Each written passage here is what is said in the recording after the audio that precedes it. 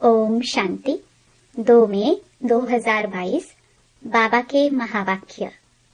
मीठे बच्चे, शांति तुम्हारे गले का हार है, आत्मा का स्वधर्म है, इसलिए शांति के लिए भटकने की दरकार नहीं। तुम अपने स्वधर्म में स्थित हो जाओ। प्रश्न: मनुष्य किसी भी चीज को शुद्ध बनाने के लिए कौन सी युक्ति रचते हैं और बाप ने कौन सी युक्ति रची है? उत्तर: मनुष्य किसी भी चीज को शुद्ध बनाने के लिए उसे आग में डालते हैं। यज्ञ भी रचते हैं तो उसमें भी आग जलाते हैं। यहाँ भी बाप ने रुद्र यज्ञ रचा है, लेकिन यह ज्ञान यज्ञ है। इसमें सबकी आहुति पड़नी है। तुम बच्चे देह सहित सब कुछ इसमें स्वाहा करते हो। तुम्हें योग लगाना है, योग की ही रेस है। इसी से तुम पहले रुद्र के गले का हार बनेंगे, फिर विष्णु के गले की माला में पिरोए जाएंगे। गीत ओम नमो शिवाय। ओम शांति। यह महिमा किसकी सुनी? पारलौकिक परमपिता परम आत्मा अर्थात परमात्मा की। सभी भक्त अथवा साधना करने वाले उनको याद करते हैं। उनका नाम फिर पतित पावन भी है। बच्चे जानते हैं भारत पावन था। लक्ष्मी नारायण आदि का पवित्र प्रवृत्ति मार्ग का धर्म था, जिसको आदि सनातन देवी देवता धर्म कहा जाता है। भारत में पवित्रता, सुख, शांति, संपत्ति सब कुछ था। पवित्रता नहीं है तो न शांति है न सुख है। शांति के लिए भटकते रहते हैं, जंगल में फिरते रहते हैं। एक को भी शांति नहीं है, क्योंकि न बाप को जानते हैं न अपने को समझते कि मैं आत्मा हूँ। यह मेरा शरीर है, इन द्वारा कर्म करना होता है। मेरा तो स्वधर्म ही शांत है। यह शरीर के ऑर्गन्स हैं। आत्मा को यह भी पता नहीं है कि हम आत्माएं निर्वाण व परम धाम की वासी हैं। इस कर्म क्षेत्र पर हम शरीर का आधार ले पाठ बजाते हैं। शांति का हार गले में पड़ा है और धक्का खाते रहते हैं बाहर। पूछते रहते मन को शांत कैसे मिले? उनको यह पता नहीं है कि आत्मा मन बुद्धि सहित है। आत्मा परमपिता परमात्मा की संतान है। वह शांति का सागर है। हम उनकी संतान हैं। अब अशांति तो सारी दुनिया को है ना। सब कहते हैं पीस हो। अब सारी दुनिया का मालिक तो एक है, जिसको शिवाय नमः कहते हैं। ऊंच ते ऊंच भगवान शिव कौन है, यह भी कोई मनुष्य नहीं जानते हैं। पूजा भी करते हैं, कई तो फिर अपने को शिवोहम कह देते हैं। अरे शिव तो एक ही बाप है ना। मनुष्य अपने को शिव कहलाए, यह तो बड़ा पाप हो गया। शिव को ही पतित पावन कहा जाता है। ब्रह्मा विष्णु शंकर को अथवा कोई मनुष्य को पतित पावन नहीं कह सकते। पतित पावन सद्गति दाता है ही एक। मनुष्य मनुष्य को पावन बना ना सके, क्योंकि सारी दुनिया का प्रश्न है ना। बाप समझाते हैं, जब सतयुग था भारत पावन था, अब पतित है। तो जो सारी सृष्टि को पावन बनाने वाला है, उनको ही याद करना चाहिए। बाकी यह तो है ही पतित दुनिया। यह जो कहते हैं महान आत्मा, यह कोई है नहीं। पारलौकिक बाप को ही जानते नहीं हैं। भारत में शिव जयंती गाई जाती है तो जरूर भारत में आया होगा पतितों को पावन बनाने। बाप कहते हैं मैं संगम पर आता हूँ, जिसको कुंभ कहा जाता है। वह पानी के सागर और नदियों का कुंभ नहीं। कुंभ इनको कहा जाता है, जबकि ज्ञान सागर पतित पावन बाप आकर सभी आत्माओं को पावन बनाते हैं। यह भी जानते हो, भारत जब स्वर्ग था तो एक ही धर्म था। सतयुग में सूर्यवंशी राज्य था, फिर त्रेता में चंद्रवंशी, जिसकी महिमा है राम राजा राम प्रजा। त्रेता की इतनी महिमा है तो सतयुग की उससे भी जास्ती होगी। भारत ही स्वर्ग था, पवित्र जीवात्माएं थी, बाकी और सभी धर्म की आत्माएं निर्वाण धाम में थी। आत्मा क्या है, परमात्मा क्या है, यह भी कोई मनुष्य मात्र नहीं जानते। आत्मा इतनी छोटी सी बिंदी है, उनमें 84 जन्मों का पाठ भरा हुआ है। 84 लाख जन्म तो हो ना सके। 84 लाख जन्मों में कल्प कल्पांतर फिरते रहे, यह तो हो नहीं सकता। है ही 84 जन्मों का चक्र, सो भी सभी का नहीं है। जो पहले थे वह अब पीछे पड़ गए हैं, फिर वह पहले जाएंगे। पीछे आने वाली सभी आत्माएं निर्वाण धाम में रहती हैं। यह सब बातें बाप समझाते हैं। उनको ही वर्ल्ड ऑलमाइटी अथॉरिटी कहा जाता है। बाप कहते हैं, मैं आकर ब्रह्मा द्वारा सभी वेदों, शास्त्रों, गीता आदि का सार समझाता हूँ। यह सब भक्ति मार्ग के कर्म कांड के शास्त्र बनाए हुए हैं। मैंने आकर कैसे यज्ञ रचा, यह बातें तो शास्त्रों में है नहीं। इनका नाम ही है राजस्व अश्वमेध रुद्र ज्ञान यज्ञ। रुद्र है शिव, इसमें सबको स्वाहा होना है। बाप कहते हैं, देह सहित जो भी मित्र संबंधी आदि हैं, उन सबको भूल जाओ, एक ही बाप को याद करो। मैं सन्यासी, उदासी हूँ, क्रिश्चियन हूँ, ये सब देह के धर्म हैं। उनको छोड़ मामेकम याद करो। निराकार आएंगे तो जरूर शरीर में ना। कहते हैं, मुझे प्रकृति का आधार लेना पड़ता है।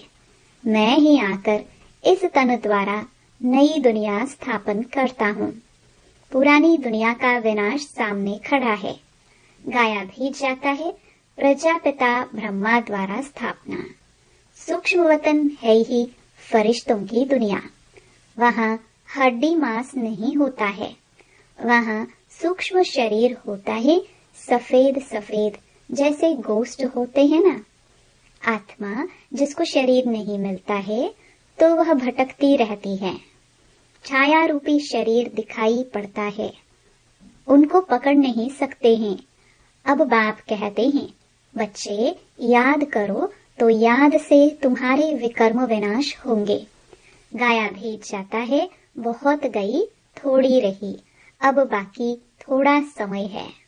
जितना हो सके बाप को याद करो तो अंतमति सोगति हो जाएगी। गीता में कोई एक दो अक्षर राइट लिखे हैं, जैसे आटे में लून, नमक, कोई कोई अक्षर सही हैं। पहले तो भगवान निराकार है, यह मालूम होना चाहिए। वह निराकार भगवान फिर वाच कैसे करते हैं? कहते हैं, साधारण ब्रह्मा तन में प्रवेश कर राजयोग सिखलाता हूँ। बच्चे मुझे याद करो, मैं आता ही हूँ एक धर्म की स्थापना कर बाकी सब धर्मों का विनाश कराने। अभी तो अनेक धर्म हैं। आज से 5000 वर्ष पहले सतयुग में एक ही आदि सनातन देवी देवता धर्म था। सभी आत्माएं अपना अपना हिसाब किताब चुकतो कर जाती हैं। उनको कयामत का समय कहा जाता है। सभी के दुखों का हिसाब किताब चुकतो होता है। दुख मिलता ही है पापों के कारण। पाप का हिसाब चुकतो होने के बाद फिर पुण्य का शुरू हो जाता है। हर एक चीज शुद्ध बनाने के लिए आग जलाई जाती है। यज्ञ रचते हैं, उसमें भी आग जलाते हैं। यह तो मेटीरियल यज्ञ नहीं है, यह है रुद्र ज्ञान यज्ञ। ऐसे नहीं कहते कृष्ण ज्ञान यज्ञ।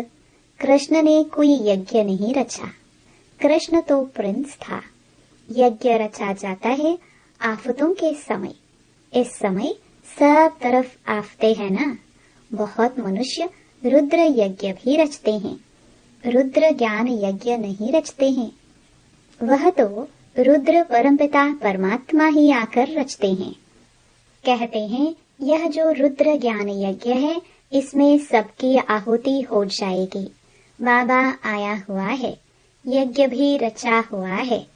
जब तक राजाई स्थापन हो जाए और सब पावन बन जाए। फट से सब तो पावन नहीं बनते। योग लगाते रहो अंत तक। यह है ही योग की रेस।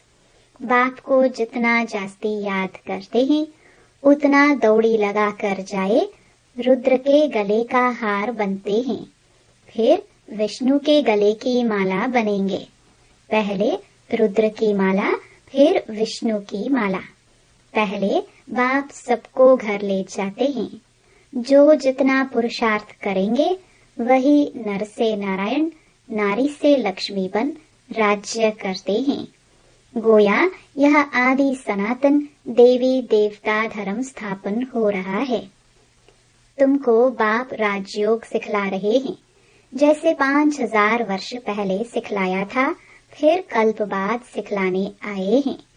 शिव जयंती अथवा शिवरात्रि भी मनाते हैं। रात अर्थात कलयुगी पुरानी दुनिया का अंत, नई दुनिया का आदि।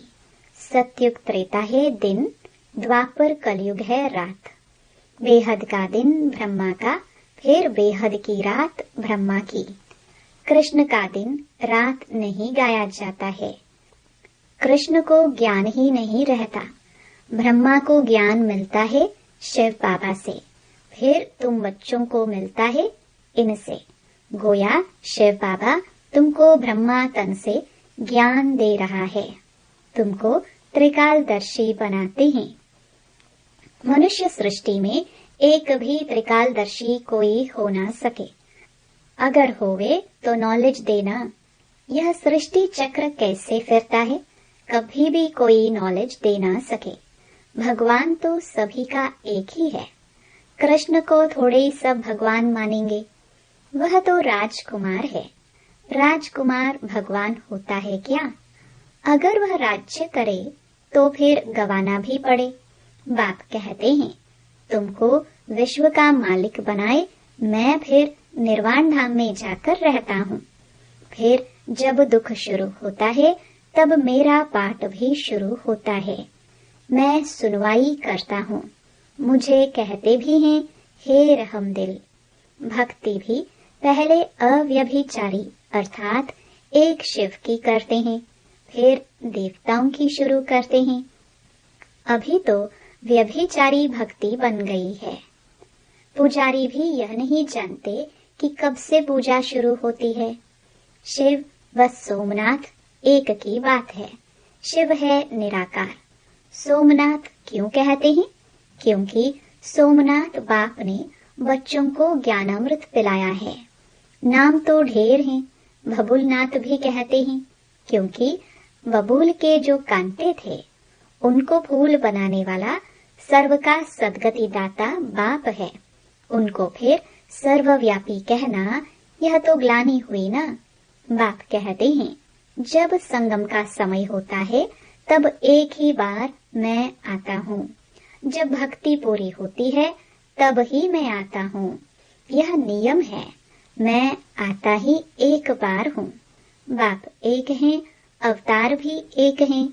एक ही बार आकर सबको पवित्र राजयोगी बनाता हूँ।